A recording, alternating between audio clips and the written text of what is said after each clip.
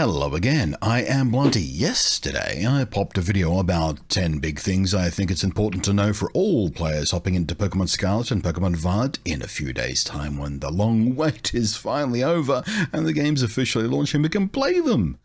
Now that video was based on official information only, stuff that was out there in marketing materials and on the official website and whatnot, or has been otherwise confirmed and isn't what most folk would call a spoiler.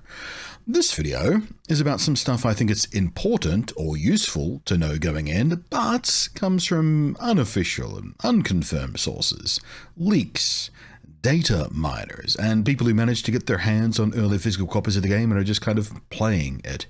Or indeed those who've been using an emulator to play the leaked ROM. Naughty, naughty. You make Daddy Nintendo disappointed in you. He's not angry, he's just disappointed. Actually, no, he's angry. Just ask his lawyers. So, fair warning to you all, at least some of what is in this video might be considered spoilery. Although I'm not going to talk about specifics of unofficially confirmed Pokemon or who are or aren't present, with one exception at the very end of the video, so you can skip that if you like. And of course I won't be talking story at all. In other words, mostly I'll be talking about the mechanics of the game, and in particular I've got a pile of interesting details to do with Shinies and with breeding. This is by far not a complete list of leaks and whatnot and the information that's out there already, of which there is tons. But this is some of the stuff that I found most interesting and indeed useful to know before playing the game to save some awkward mistakes, wasted time, and otherwise increase fun. So, let's go. First up, let's talk sandwiches. The official media has covered the basics of this. You manually assemble sandwiches at your picnic by arranging ingredients on your bread, and the picnic is pretty much just like the campsite in Sword and Shield. You can just pop it up pretty much at any flat area in the open world and get to work. You can also buy pre-made sandwiches in various shops in the game as well. Now, these sandwiches you assemble at your camp, different combinations of ingredients will have different time-limited effects. All of this we know officially already. Unofficially, we now know a few of these specific effects beyond just boosting move type powers and the like. Certain meal power effects include being more likely to find Pokemon eggs, speeding up breeding in other words, and I'll have a lot more to say on breeding in just a minute. Other effects include better catch rates, more experience earned, more materials and items dropped after battle, more rewards from Terra raids, increased odds of finding extra large or indeed extra small Pokemon, and being able to boost the chances of spawning certain types. And, most tantalizing of all, there is a sandwich that will boost the odds of finding shiny Pokemon. I don't know what the specific recipe for this sandwich is yet, or how rare or difficult to get the ingredients will be, but you can bet as soon as we know, we'll be farming those ingredients like you wouldn't believe. I want my shiny sandwiches. It is also unclear yet if we can stack some of these. Can you eat multiple sandwiches, for example, speeding up breeding and increasing shiny odds at the same time for more efficient attempts at shiny breeding? We're still going to wait and see if there's a way to do that yet. But on the subject of breeding, when I first heard about how it works in this game, and that is during a picnic, there's no traditional daycare center at all for you just to set and forget your Pokemon, leave them behind and wait for them to make eggs, I was a bit worried about that. The basic way it works is you have two compatible Pokemon in your team, you have a picnic, and then they have a chance to produce an egg while you're having the picnic. And that egg appears in a picnic basket at the end of your table, which you then have to walk over to and manually collect. I figured, upon hearing this, it'd be kind of a one-at-a-time kind of deal, because, it's only a little basket, and you'd have to collect an egg before more were produced, much like the daycare center. And because the picnic is a, limited area, I figured, well, we couldn't do the long path riding back and forth to produce an egg thing like we used to do, so it might be a bit annoying. But apparently, the basket can stack up a bunch of eggs inside simultaneously. And unlike traditional breeding, you don't need to move around to trigger eggs to be produced. It will happen even if you're entirely AFK. That's tantalizing. So in theory, it means you can just crank out a whole box or more full of eggs while not interacting with the game at all.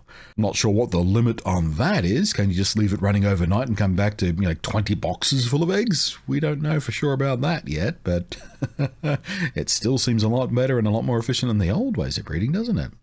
Hatching the eggs works in the same way it always has does. You put one in your party, you walk or ride around with it for a while, and eventually, after a set number of steps or whatnot, it hatches. Unfortunately, it seems you cannot speed up hatching time anymore by using a Pokemon with the Flame Body or Magma Armor abilities. Back in the day, these used to about halve the amount of steps needed to hatch an egg. They were fantastic. But to make up for that, reportedly, eggs hatch faster by default anyway. So hopefully this won't be a huge issue when it comes to hatch time efficiency when you're mass breeding and whatnot.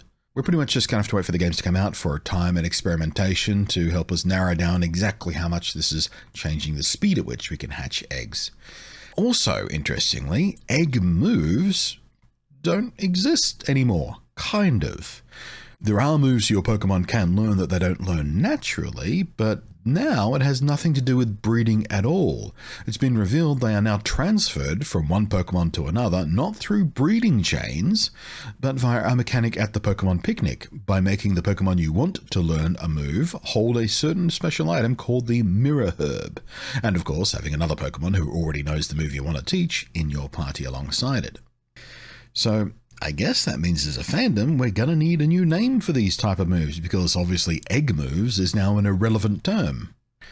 Continuing on breeding, if you heard or saw the image that went sort of a little viral around leaker circles a few days back, which suggested that you can tell if a Pokemon is shiny even before it hatched, because its egg itself would glow in the basket when it was produced, yeah, it turns out that was a troll. If you haven't heard about that yet, the person who made the image did so by placing his picnic down in a way that made the glow from the Terra Raid Pokemon in a way that overlapped where the egg basket sits, making it look like the egg basket itself was glowing. I did figure that this was too good to be true. A shiny egg? Come on.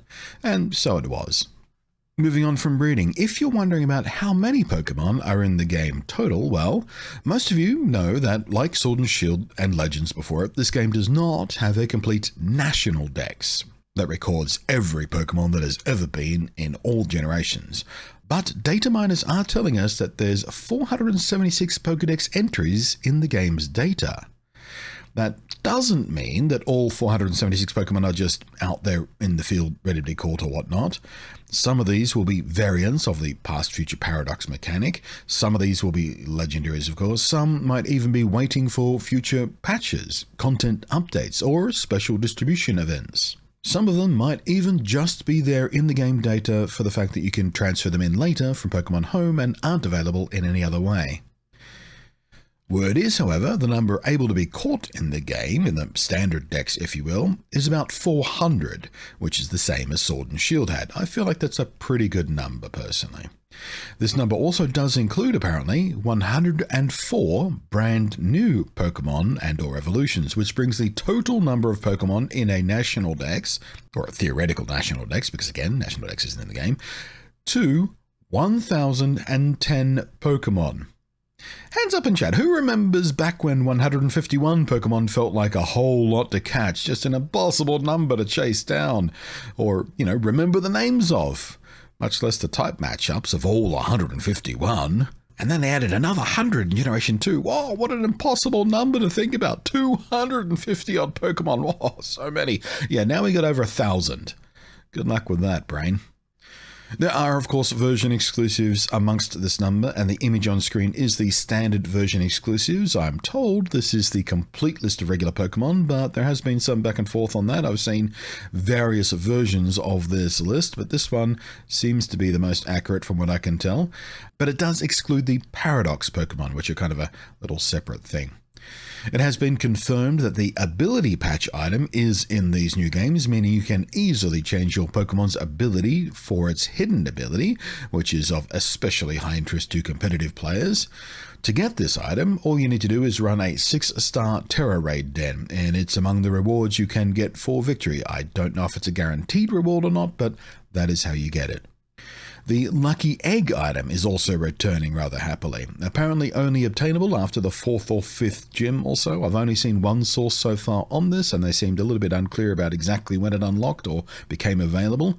But at the very least, its presence is welcome, as it makes leveling up Pokemon much faster. It's super useful for completing the dex, or indeed bringing a new team member up to speed. In line with that, XP candies from Sword and Shield also make a return, as both rewards and even as items you can just sort of pick up in the wild, apparently.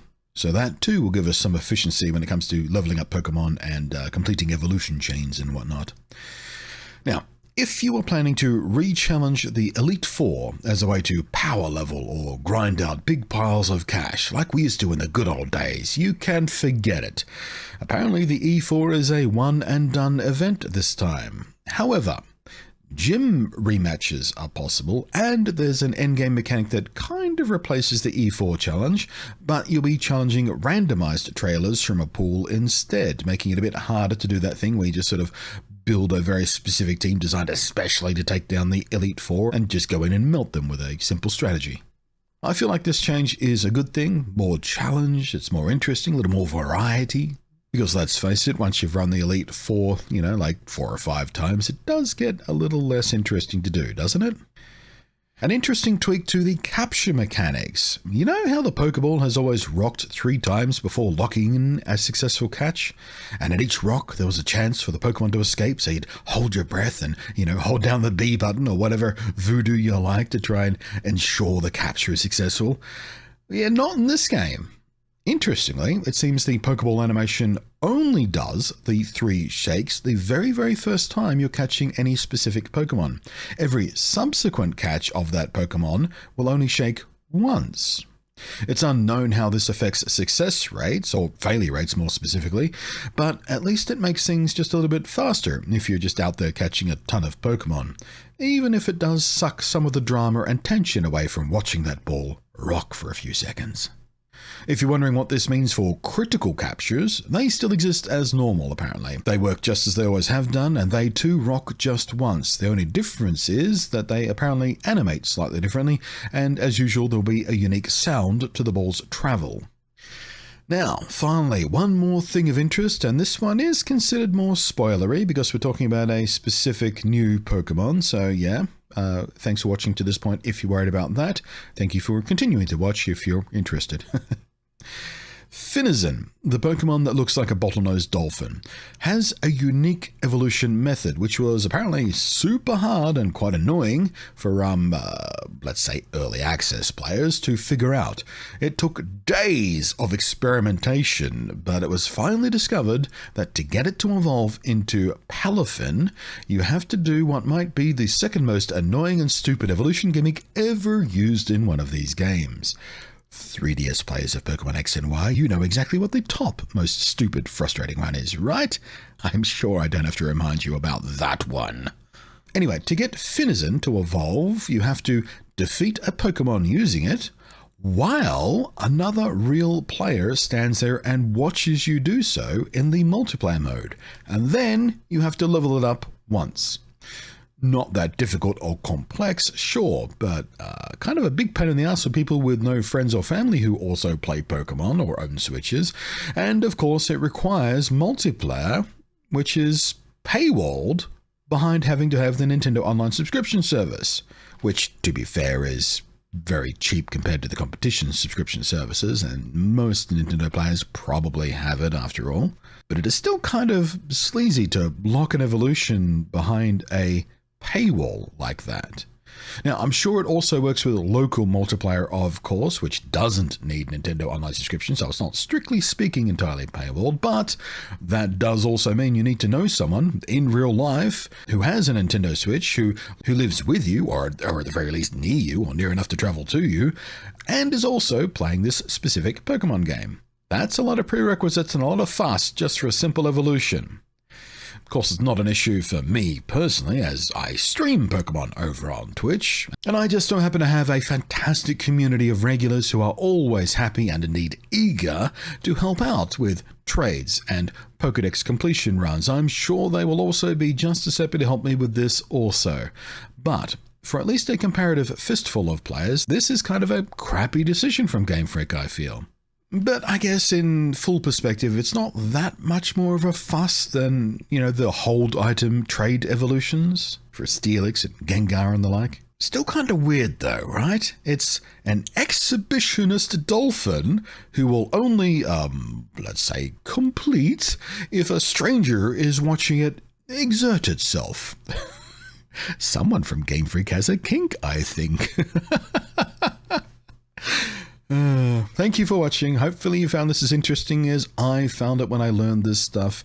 Thank you as always to the patrons scrolling up above, and hopefully I'll see at least a few of you over on the Twitch channel when I stream this all throughout the launch weekend and probably many, many subsequent weekends because, I'm eager.